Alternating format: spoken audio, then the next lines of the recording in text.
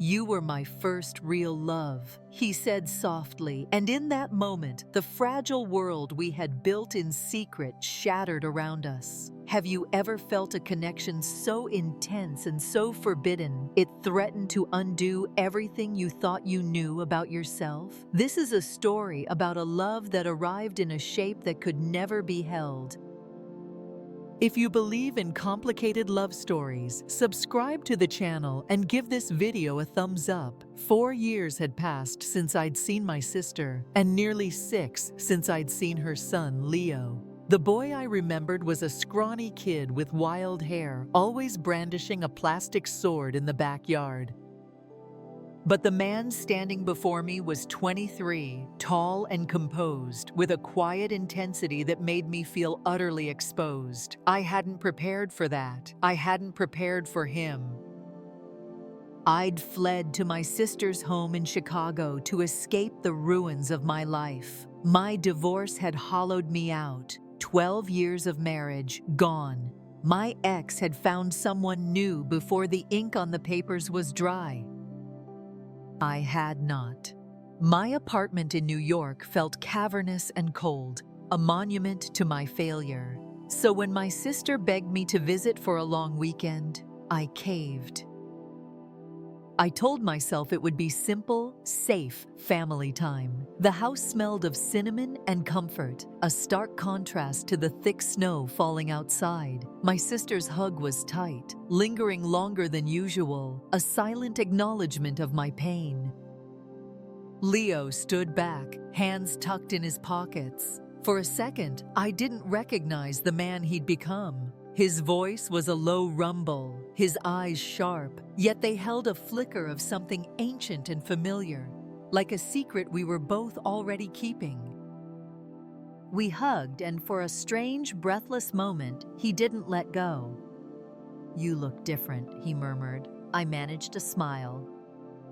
"So do you, taller." "Less chaotic," he replied, a ghost of a laugh in his voice. But the way he looked at me felt like a search, as if he was trying to find something he'd lost. Later that night, after my sister had gone to bed, the house settled into a deep stillness. I was nursing a cup of tea by the fireplace when Leo joined me on the couch, and we talked. For the first time in years, we truly talked about the bewildering maze of your 20s, about feeling stuck and left behind by your peers. "I always felt like you got me," he said, his voice dropping, "even when I was a kid. Like you could see right through all the noise." I stared at him, truly seeing him, and a painful realization washed over me. It had been years since anyone had said something that made me feel truly seen, not as a wife, a sister, or an ex, but just as me. I quickly changed the subject, but a switch had been flipped. A glance held a second too long, a silence that felt heavy with unspoken words. I told myself it was just the late hour, the wine, the warmth of the fire. But as I lay in bed, I felt a pulse I thought had died long ago. This was not going to be simple. The next day, it was as if our late-night connection had never happened. He was casual, distant, joking with his mom. I played along, but a quiet unease settled in my stomach. Had I imagined the intensity in his eyes? Was I just that lonely? Later, he asked if I wanted to go for a walk. The world was hushed and white as we walked through a snow-covered park. He spoke of feeling trapped in Chicago, wanting more from his life, while I confessed my deepest fear, not of being alone, but of being forgotten. He listened with a startling focus that completely disarmed me. We sat on a bench, our breath fogging in the cold air. "You know what I wish?" he asked, almost casually. "What?" His gaze met mine, unwavering. "I wish you weren't my aunt." My breath caught in my throat. I tried to laugh it off. "That's a strange thing to wish for." He just shrugged. "Not really. You're not really my aunt." Not by blood, not by how it feels. My hands started to tremble inside my gloves, and I steered the conversation to safer ground. Over the next few days, an invisible line was drawn between us. He was careful, friendly, but measured. Yet in the stolen moments we were alone, the air crackled with unspoken tension. I found myself watching him, the way he ran a hand through his hair, the curve of his mouth. I knew it was wrong, but knowing it was wrong didn't stop me from wanting. What would you have done? Would you have run, or would you have stayed, drawn to the flame? Let me know in the comments. I left Chicago with a hug that was far too long and a heart pounding a dangerous rhythm. A month later, a message lit up my phone. He'd been accepted into a photography program in New York. He was moving. And then came the question that would change everything. Can I stay with you until I find a place? I could have said no. I should have said no.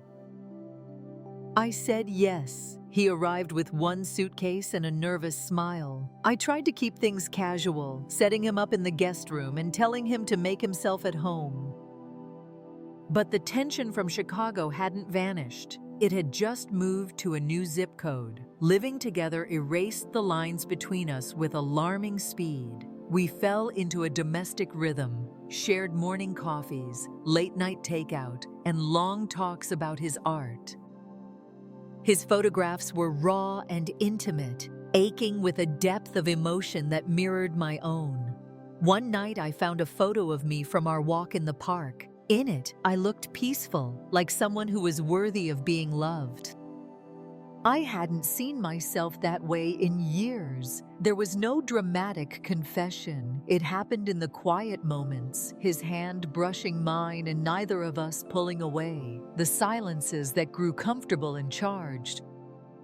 One evening, we were watching some forgettable movie when I laughed at a line. I turned, and he was already looking at me. He whispered my name, and it hung in the air like a question I already knew the answer to.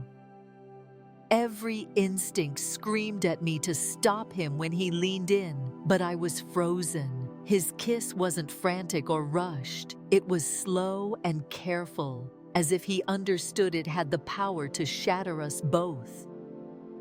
And I let it happen, not from loneliness, but from a deeper, more dangerous longing to finally be seen.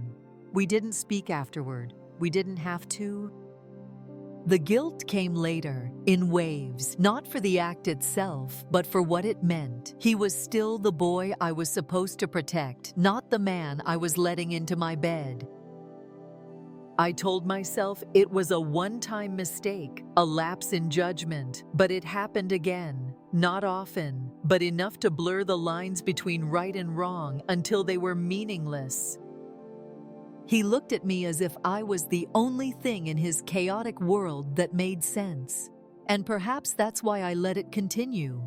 Because for the first time in a long time, someone chose me. The end came just as quietly as the beginning. The silences between us grew longer. He started staying out later, talking about new friends from his program, a life he was building on his own. I knew he was gently, deliberately stepping away. One morning, he mentioned he'd found an apartment with some classmates. He said it like a simple fact, but I heard the goodbye loud and clear. I just nodded, pretending it was the logical next step. I couldn't ask him to stay because I couldn't offer him a future. Our love existed in borrowed time, a secret that could never see the light of day. The morning he left, he stood at the door, looking older, sadder. "You were my first real love," he said softly. "I don't think I'll ever forget that." I swallowed the lump in my throat. "You're going to do incredible things," I replied. "Just don't carry this with you.